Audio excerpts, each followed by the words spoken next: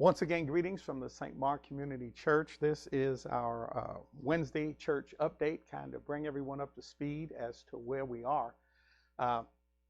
Before I forget, I want to first of all mention just how wonderful services have been. We've been able to do our Bible studies, our prayer meeting, actually having more people come on board with regard to that than at any time in the past. And so this has really been working out well. God uses all things. In fact, the scriptures talk about the fact that all things work together for good to those who love the Lord, to those who are called according to his purpose. I believe that we are called, and as a result, even this pandemic has worked out to be a blessing for some of the members here at St. Mark as we have come together, as we have learned how to share with one another, encourage one another, be a blessing to each other, and the fact that the pandemic has not touched us as it has touched so many others. Now, that doesn't make us exempt, but certainly we have to thank God for whatever blessings he sends our way.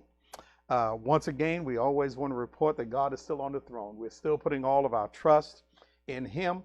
And also remember that whatever is going on around us, this too will pass. This is not a permanent thing. They talk about the new normal. Well, the new normal happens every day. Every day is a brand new day with new challenges. But with God on our side, we're able to do all things through Christ who strengthens us. And so again, it's just a blessing to be with you, to share with you, and to offer some updates. Yes, we still have more cases. We're doing more testing in the country. Therefore, we're finding that there are more cases. Unfortunately, more people have passed away, not only in the world, but in our country and in our state. And so we still have to be vigilant. We still have to be careful around being those who have pre-existing conditions. We still have to be careful being around the elderly. And as some of you may know, there's a new variant stream that's been impacting young people in New York, just a handful, but we have had a couple of children who have passed, and they're not really sure what's going on with that. So continue to pray for our leaders, continue to pray for those who are working in the medical field, trying to get a handle on what's going on with this virus and with the people. Again, we want to continue to keep our nation in prayer. We want to continue to keep the world in prayer. We always encourage, and we want to continue to encourage you to file for your unemployment. Even if you are prepared to go back to work and you've been off work, you can file for unemployment for the time frame between the time you were laid off and the time you went back. You can still file for that. They're still giving those monies. They're running way behind. So even though you haven't filed, it's still time to do that, to complete your 2020 census. If you haven't done so, we want to encourage you to do that. But also, we want to challenge you, if you have not gotten your stimulus check, amen, if you haven't got those monies, they are still available. So you want to make sure you're checking on that to make sure that comes. At this point, as I understand it, if you have not given them your bank information at this point, as of 12 o'clock today, Eastern Standard Time, then they will have to mail you a check. So it's going to take you a little longer to get your monies, but the monies, you will get them. And if you don't get them, you have the right to contact the IRS, and they will get those monies to you. Those monies belong to you. You pay taxes.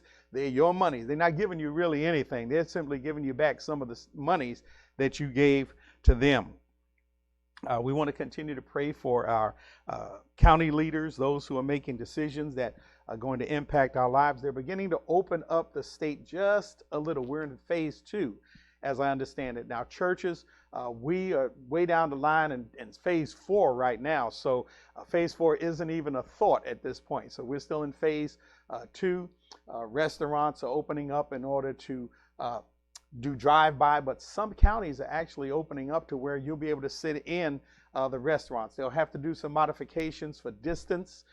They're in the process of doing that now, so there will be soon some restaurants opening up within the state and within various counties where people will be able to go in, sit down, and dine. And I know many of you, like myself, were every now and then just like the idea of going out and breaking bread, and so that's going to open back up shortly. We want to continue to pray for that. You want to pray for the various businesses and workers, because this has impacted our economy, not only in the United States, but certainly here in the state of California.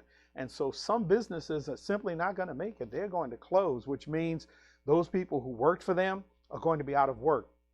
So we need to pray that the Lord will bless those who are hoping to go back to work and then finding that their jobs have been discontinued, their businesses have closed. And so we still need a lot of prayer. Continue to pray for our frontline workers, those who are in the hospitals, those who are working at the post office, those who are working in county disease control, all of those individuals who still have to go out, the people who are delivering our goods, the grocery store workers, all of those individuals who are helping to keep the economy going, making sure that we have food, making sure that we have our medications, making sure that they're tracking the disease.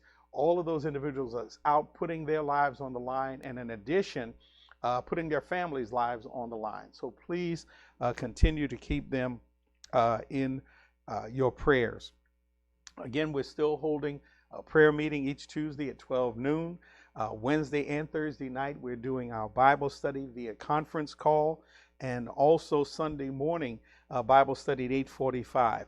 We're asking once again that you try to check in about 10 minutes prior to the start of each of those studies and the prayer time, so that we at 12 noon or at 7 at night, we can start at 8:45. We can start right on time. One of the things you're going to be seeing posted shortly on our website will be information on how to make disinfectant, homemade disinfectant. So we're going to be posting that information on our website. We encourage you to take a look at that.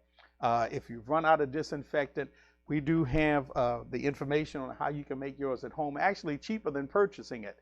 So this is one way that you can do that. We're going to be sharing that with you, so that, and it's various. You can do it with Clorox, you can do it with hydrogen peroxide, you can do it with alcohol. So there's various, you'll find something in your home where you can make your own disinfectant. The one thing they want to share and want to remind you of is, if you're using disinfectant, you spray it on the doorknobs, the counters in your home, let it sit for about 5 to 10 minutes before you wipe it off. Now, as you know, they're doing a lot of testing right now. It's important to recognize that the testing that they are doing only assures that you don't have the virus that day. You can get the testing done, be totally clear, and then within the next few hours, you could pick up on that virus. So we still have to be vigilant with regard to that. In addition, on our webpage, you're also going to find a phone number. If you feel you need to get tested, there is a number that we're going to be posting. I'm going to read the number, but I know many of you may not have a pencil right now, but I want you to know that it is available. You call, you have to make an appointment, but even if you're just nervous about it, you don't have to have showed any symptoms. If you just want to go and make an appointment to be tested, to give you some peace of mind, this is a number that you can use. It's for Solano County. It is 888-634-1123. That is 888-634-1123. You have to call in and make an appointment. I believe there's no cost for that. But again, if you're a little nervous, you're wondering, this is a number that you can call so that you too can be tested. As you know, it is our hope within the next couple of months, the Lord bless, to reopen the church, once again come together as soon as we get to stage 4.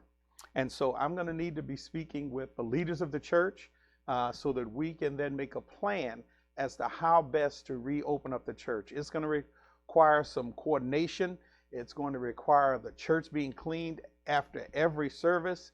And so things are going to change. Once we begin opening up the church again, we want to continue using the media in order to do some things so that we're not crowding the church immediately.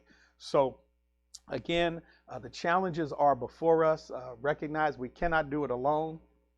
But with your help, St. Mark will be able to open up the church, resume worship services, and continue praising the Lord. Again, we'll be contacting our leaders so that we can, via conference call or via Zoom or one of those, we'll be spending time together kind of talking through some of these points so that we can better figure out how to come together, how to serve the Lord, and how to ensure that we're being safe. I want to remind you, if you are over 65, if you have a pre-existing condition, you are one of the individuals who are susceptible to this virus. And so you need to be especially careful. You need to stay in if at all possible. You want to stay away from people who are moving around quite a bit so that you don't contract this disease. Again, God has blessed us up to this point in time, and we want to continue to be blessed by the Lord. So again, we thank God for you. Thank you so much for supporting St. Mark during this time, sending in your tithes, dropping your tithes off. Without you, none of this could be possible. And I just want to give you a personal thank you, a shout out to all of you who have been supporting us. We still need your support, but every now and then it's just good to say thank you for that which you've already done. So I certainly solicit your prayers in my behalf, that God will give me the wisdom that I need to best lead his people. Again, I thank God for each and every one of you. So this Sunday, we had mentioned on Sunday, this Sunday we will once again be doing drive-by communion. And so between 11 and 11:30, I'll be here at the church. I'll probably have some help from Brother Barnes. He'll probably come and be with us, Chris Barnes, and we'll be out in the front of the church. Encourage you to come by, drive by. We'll serve you communion. When you drive by, we'll also give you a package of communion supplies so that you will, in the next few weeks, be able to have communion in your homes where you are. Again, I've been blessed. You have been a blessing. And so continue to serve the Lord, continue to praise him, and remember that this too shall pass. God bless you and God keep you is my prayer.